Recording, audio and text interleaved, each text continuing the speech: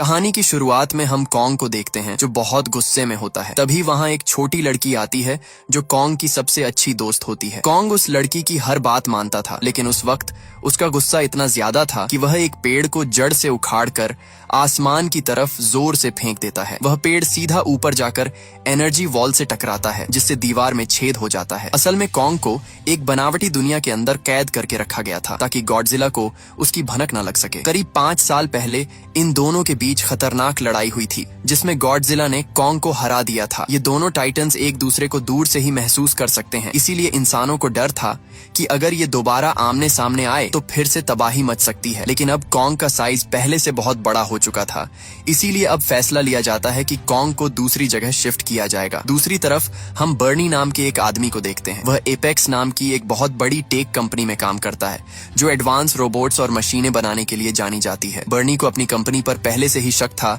कि वे दुनिया से कुछ छिपा रहे हैं और कुछ खतरनाक बना रहे हैं। सच का पता लगाने के लिए वह कंपनी का सीक्रेट डेटा चुराने की कोशिश करता है, जहां उसे पता चलता है कि कंपनी किसी बहुत बड़े और गुप्त प्रोजेक्ट को हांगकांग भेजने की तैयारी कर रही है। तभी अचानक वहां खतरे का सायरन बजने लगता है। ये इशारा था कि गॉडजिला पास आ चुका है। देखते ही देखते गॉडजिला समंदर की लहरों को चीरते हुए बाहर निकलता है और सामने आने वाली हर चीज को तहस नहस करना शुरू कर देता है। वहां मौजूद लोग दंग रह जाते हैं, क्योंकि गॉडजिला तो हमेशा इंसानों का रक्षक रहा है, तो फिर आज वह सबको मार क्यों रहा है। गॉडजिला अपनी न्यूक्लियर पावर का इस्तेमाल करके पूरी एपेक्स कंपनी को जलाकर राख कर देता है। ये खबर पूरी दुनिया में आग की तरह फैल गई कि गॉडजिला वापस आ गया है, लेकिन इस बार वह एक रक्षक नहीं बल्कि एक विलेन की तरह बर्ताव कर रहा है। एपेक्स कंपनी का मालिक टीवी पर आकर कहता है कि गॉडजिला अब बेकाबू हो चुका है और वे जल्द ही एक ऐसी मशीन तैयार कर लेंगे जो उसे रोक सकेगी। इस न्यूज को मेडिसन नाम की लड़की भी देख रही होती है, जिसे पूरा यकीन था कि गॉडजिला बिना किसी वजह के हमला नहीं कर सकता। इसके पीछे पक्का एपेक्स कंपनी की ही कोई साजिश है। अपनी बात साबित करने के लिए मेडिसन अपने पिता के पास जाती है और उन्हें समझाने की कोशिश करती है कि गॉडजिला को पक्का उकसाया गया है, लेकिन उसके पिता उसकी बात नहीं मानते। वे कहते हैं कि ये टाइटन्स भी इंसानों की तरह ही होते हैं, जिनका मूड कभी भी बदल सकता है और अब गॉडजिला रक्षक नहीं बल्कि विलन बन चुका है। पिता की बातों से निराश होकर मेडिसन वहां से निकल जाती है और उस हैकर बर्नी की ऑनलाइन ऑडियो सुनने लगती है। वह हैकर गॉडजिला और एपेक्स कंपनी के बारे में कुछ अजीब और चौंकाने वाले राज बता रहा था। मेडिसन उसी वक्त फैसला कर लेती है कि वह उस हैकर को ढूंढ कर रहेगी, ताकि पता चल सके कि गॉडजिला ने आखिर उस कंपनी को ही निशाना क्यों बनाया। दूसरी तरफ एपेक्स कंपनी का मालिक वॉल्टर मशहूर साइंटिस्ट नेथन से मिलने पहुंचता है। वॉल्टर उन्हें बताता है कि उनका हॉलो अर्थ वाला आइडिया बिल्कुल सच था। नेथन ने पहले एक किताब लिखी थी जिसमें उन्होंने दावा किया था कि हमारी जमीन के नीचे एक और छिपी हुई दुनिया है, जहां से इन टाइटन्स को अपनी असली ताकत मिलती है। वॉल्टर उन्हें लालच देता है कि अगर वे वहां पहुंच गए तो उन्हें एक ऐसी पावर मिलेगी जिससे वे गॉडजिला को हमेशा के लिए रोक सकेंगे। इसी दौरान वॉल्टर नेथन को अपने खास आदमी से मिलवाता है जो इस खतरनाक मिशन में उनके साथ जाने वाला था। उसके बाद वॉल्टर नेथन को बताता है कि उनकी टीम ने हॉलो अर्थ के अंदर ऊर्जा का एक ऐसा खजाना ढूंढ निकाला है जो पूरी दुनिया को बदल सकता है। नेथन ये सब सुनकर हैरान था, लेकिन उसे एक बात का डर था कि कुछ साल पहले उसके भाई ने भी वहां जाने की कोशिश की थी, लेकिन वहां की अजीबोगरीब ग्रेविटी की वजह से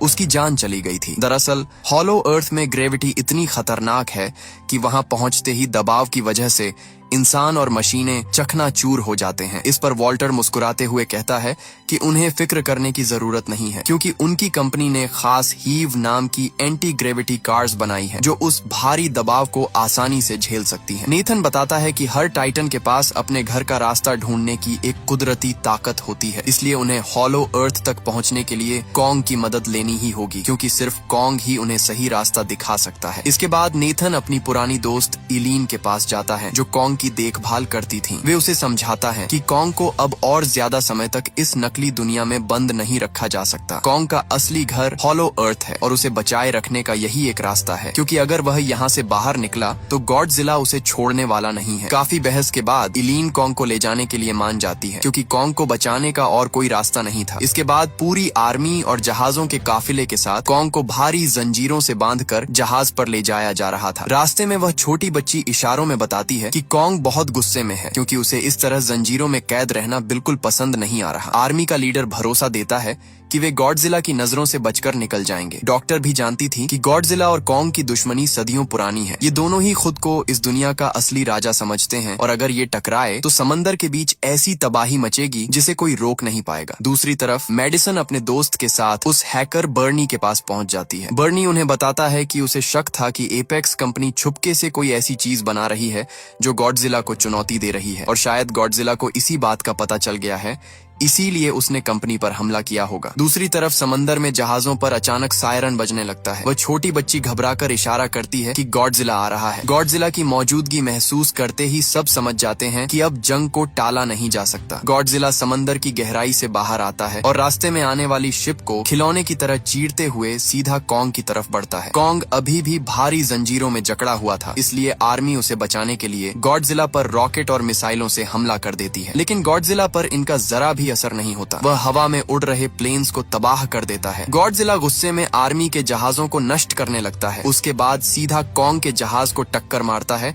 और उसे समंदर के बीचों बीच पलट देता है। कॉन्ग यह देखते ही एक जहाज से दूसरे जहाज पर छलांग लगाते हुए गॉडजिला के सामने पहुंच जाता है और उसके चेहरे पर एक जोरदार मुक्का जड़ता है। गॉडजिला भी पलटकर हमला करता है जिससे कॉन्ग नीचे गिर जाता है, लेकिन कॉन्ग तुरंत उठकर गॉडजिला पर वार करता है जिससे गॉडजिला दूर जाकर गिरता है। अब गॉडजिला बहुत ज्यादा गुस्सा हो जाता है। वह न्यूक्लियर पावर से हमला करने की कोशिश करता है, लेकिन कॉन्ग खतरे को भांप लेता है और अपनी जान बचाने के लिए फौरन पानी में कूद जाता है। मौका देखकर गॉडजिला कॉन्ग को पानी के अंदर खींच लेता है। गॉडजिला तो समंदर का राजा था और पानी के अंदर भी आराम से सांस ले सकता था, लेकिन कॉन्ग के लिए यह मुश्किल था। पानी के अंदर दम घुटने की वजह से कॉन्ग कमजोर पड़ रहा था। गॉडजिला उसे खत्म करने के लिए खींचते हुए समंदर की गहराई में ले जाने लगा। ये देखकर एलीन चिल्लाई कि हमें तुरंत कॉन्ग की मदद करनी चाहिए वरना वह मारा जाएगा। आर्मी के लोग एक साथ कई मिसाइलें पानी के अंदर छोड़ देते हैं, जिससे हुए धमाकों की वजह से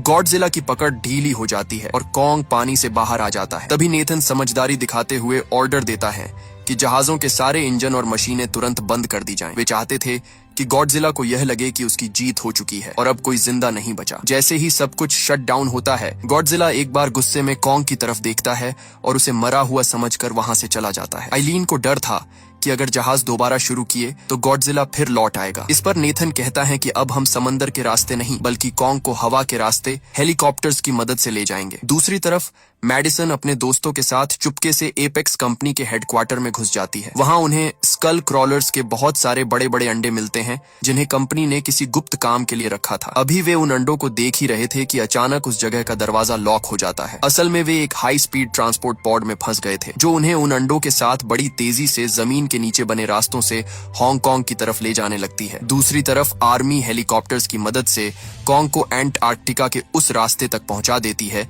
जो सीधा हॉलो अर्थ की तरफ जाता था। वहां पहुंचकर वे कॉन्ग को उस गुफा के अंदर जाने का इशारा करते हैं, लेकिन कॉन्ग वहां जाने से साफ मना कर देता है। तब नेथन उस छोटी बच्ची की मदद लेता है। बच्ची इशारों में कॉन्ग को समझाती है कि उस गुफा के पार उसका असली घर है। बच्ची के कहने पर कॉन्ग आखिरकार गुफा के अंदर छलांग लगा देता है। कॉन्ग के पीछे पीछे ये लोग भी अपनी एंटी ग्रेविटी कारों के साथ निकल पड़ते हैं। हॉलो अर्थ पहुंचते ही उन्हें एक ऐसी अद्भुत दुनिया दिखाई देती है जहां सब कुछ उल्टा पुल्टा था। एंटी ग्रेविटी कारों की वजह से वे वहां के खतरनाक दबाव से बच जाते हैं। उस दुनिया में कदम रखते ही कई डरावने मॉन्स्टर उन पर हमला कर देते हैं। एक उड़ता हुआ मॉन्स्टर आगे चल रही कार को दबोच लेता है और जब उस बच्ची पर हमला करने ही वाला होता है कि तभी कॉन्ग फुर्ती से उसे पकड़ लेता है और बड़ी बेरहमी से उसे पटक पटक कर मार डालता है। इसके बाद कॉन्ग तेजी से अपने घर की तलाश में आगे बढ़ता है और बाकी सब उसके पीछे पीछे जाते हैं। दूसरी तरफ मेडिसन और उसके दोस्त उसी मशीन के जरिए हांगकांग की सीक्रेट लैब में पहुंच जाते हैं। वहां उन्हें पता चलता है कि गॉडजिला को खत्म करने के लिए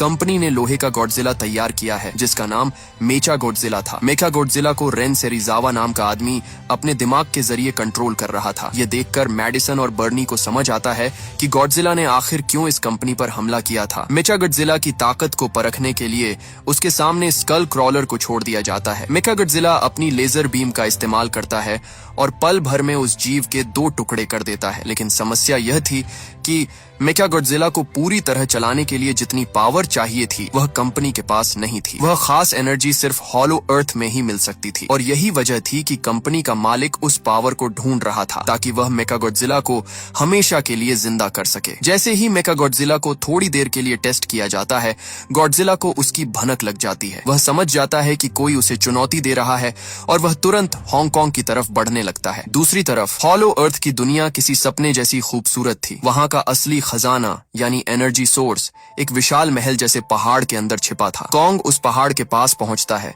उसके भारी दरवाजे को खोलता है। वहां कॉन्ग को अपनी कुल्हाड़ी मिलती है। ये कोई मामूली कुल्हाड़ी नहीं थी, बल्कि इसे गॉडजिला जैसे ही एक टाइटन की पीठ के कांटे से बनाया गया था। कॉन्ग उस कुल्हाड़ी को लेकर वहां के सिंहासन पर राजा की तरह बैठ जाता है। इधर गॉडजिला हांगकांग पहुंच चुका था, जिसे देखकर लोग अपनी जान बचाने के लिए भागने लगते हैं। तभी कॉन्ग को वहां वह जादुई एनर्जी सोर्स मिल जाता है। जैसे ही वह अपनी कुल्हाड़ी को उस एनर्जी पर रखता है, उसकी कुल्हाड़ी चार्ज होकर नीली रोशनी से चमकने लगती है और पहले से कहीं ज्यादा शक्तिशाली हो जाती है। गॉडजिला को नीचे जमीन में हलचल महसूस होती है। वह गुस्से में अपनी न्यूक्लियर पावर सीधा जमीन पर मारता है, जो धरती की परतों को चीरती हुई हजारों मील नीचे सीधे कॉन्ग के पास जा पहुंचती है। कंपनी की मालकिन माया, जो इन लोगों के साथ हॉलो अर्थ आई थी, चालाकी से उस पावरफुल एनर्जी का डेटा अपनी कंपनी को भेज देती है ताकि मेचागॉडजिला को पूरी तरह एक्टिवेट किया जा सके। इलीन उसे ऐसा करने से मना करती है, लेकिन वह किसी की नहीं सुनती। तभी गॉडजिला की न्यूक्लियर बीम वहां तक पहुंच जाती है और तबाही मचने लगती है। माया वहां से भागने की कोशिश करती है,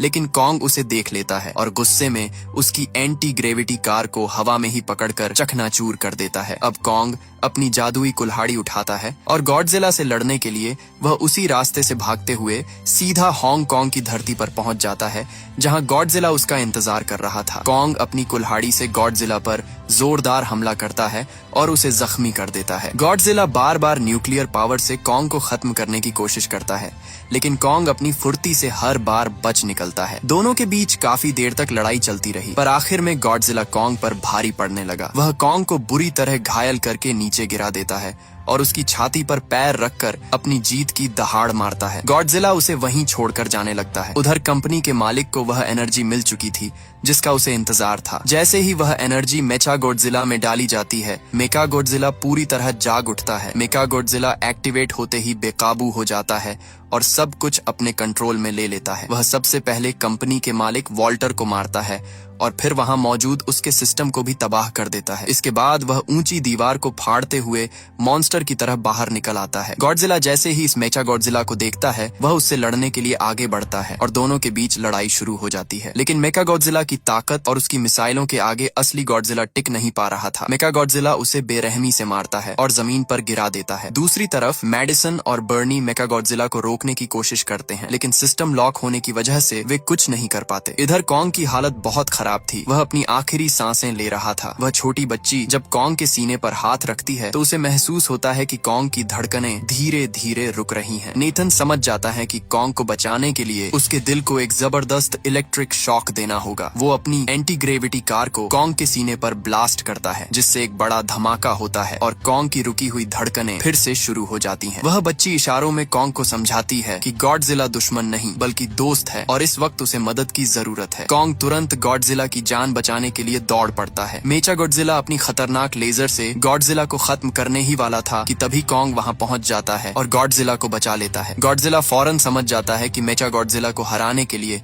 उसे और कॉन्ग को साथ मिलकर लड़ना होगा, लेकिन मेचागॉडजिला इतना पावरफुल था कि वह अकेले ही इन दोनों पर भारी पड़ रहा था। तभी कॉन्ग की नजर अपनी कुल्हाड़ी पर पड़ती है, लेकिन कुल्हाड़ी में अब पावर नहीं थी। इसके बावजूद कॉन्ग उसी कुल्हाड़ी से मेचागॉडजिला पर हमला कर देता है, लेकिन मेचागॉडजिला कॉन्ग को बुरी तरह पीटने लगता है। जब मेचागॉडजिला अपनी पूंछ से कॉन्ग को खत्म करने ही वाला था, तभी कॉन्ग अपनी पूरी ताकत लगाकर उसे रोक लेता है। दूसरी तरफ मैडिसन और बर्नी परेशान थे क्योंकि वे सिस्टम को हैक नहीं कर पा रहे थे। तभी जॉश को एक आइडिया आता है और वह बर्नी की शराब छीनकर मेन कंट्रोल पैनल पर डाल देता है। ऐसा करते ही मशीनों में शॉर्ट सर्किट हो जाता है और मेचागॉडजिला कुछ सेकंड के लिए जाम हो जाता है। इसी मौके का फायदा उठाकर गॉडजिला अपनी न्यूक्लियर पावर से कॉन्ग की कुल्हाड़ी को पूरी तरह चार्ज कर देता है। अब कॉन्ग मेचागॉडजिला पर टूट पड़ता है और अपनी कुल्हाड़ी से उसके हाथ पैर काट डालता है। कॉन्ग मेचागॉडजिला के शरीर के टुकड़े टुकड़े कर देता है और आखिर में उसका सिर उखाड़कर अपनी जीत की दहाड़ मारता है। मेचागॉडजिला के खत्म होते ही